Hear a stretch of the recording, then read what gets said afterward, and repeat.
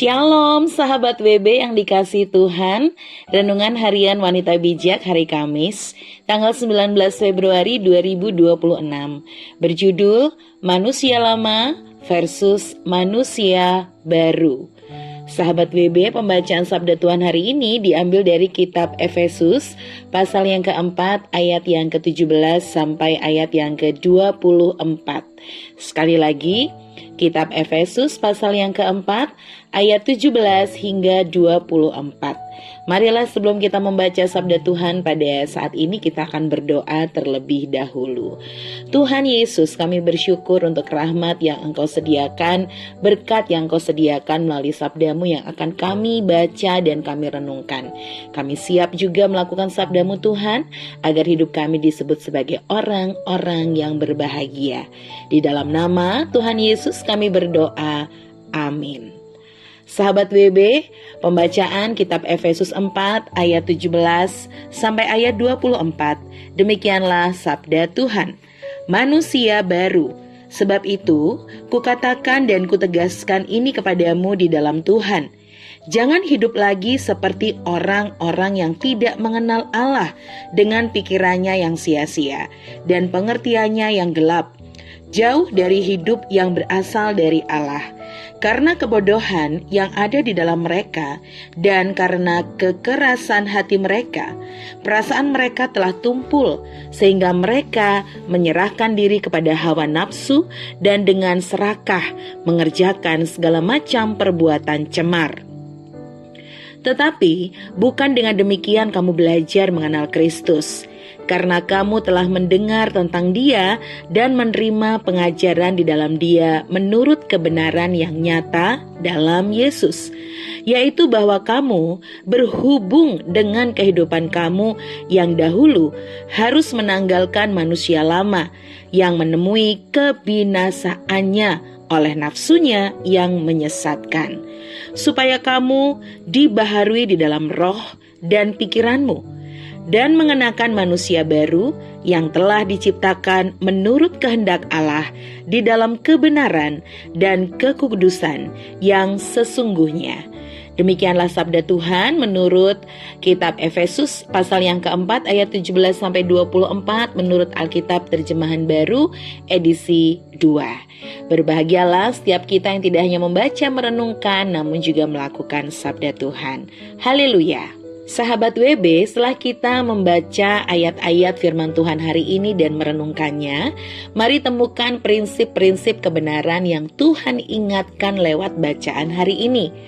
Lalu apa yang Paulus tegaskan kepada jemaat di Efesus?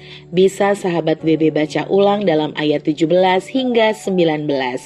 Lalu apa hal yang Paulus ingatkan kepada jemaat di Efesus bahwa mereka telah belajar mengenal Kristus? Silakan bisa dibaca ulang pada ayat yang ke-20 dan 21. Lalu sahabat WB, perhatikan dengan seksama pada ayat 22 sampai 24. Apa yang dimaksud dengan menanggalkan manusia lama dan mengenakan manusia baru?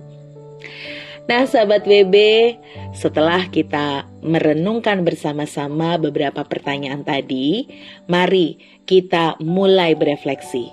Sebagai seorang yang telah mendengarkan tentang Kristus dan menerima pengajaran di dalam Dia, menurut kebenaran yang nyata dalam iman kita kepadanya, bagaimana hidup sahabat WB saat ini? Apakah sahabat WB sudah menghidupi kebenaran itu? Lalu renungkan bagian manusia lama manakah yang masih melekat dalam hidup kita dan sulit dibuang. Akui itu dan catat. Ambillah waktu pribadi untuk berdoa.